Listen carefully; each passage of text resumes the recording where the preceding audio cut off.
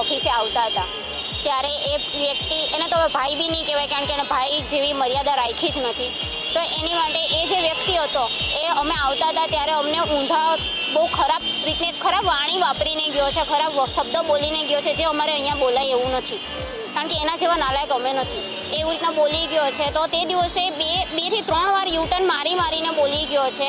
છેલ્લે જ્યારે અમને ખબર પડી કે અમને જ બોલે છે અને અમે જ્યારે એને પકડવાની કોશિશ કરી તો એ મેઇન રોડ ઉપર ચડી ગયો. મેઇન રોડ ઉપર ચડીને એ વચ્ચેથી જતો રહ્યો, એટલે અમારા હાથમાં નથી આવ્યો. તો અમે તે દિવસે મેં એનો ફેસ બરાબર યાદ રાખેલો હતો કે જે દિવસે મને ભટકાય, જે દિવસે હું એને જોઉં તે દિવસે હું એને પકડીશ. તો આજે જ સવારે અમે ઓફિસ આવતા હતા, સવા 9ની વાત છે, સવારમાં ઓફિસ આવતા હતા ત્યારે એ વ્યક્તિ મેં એને જોયા.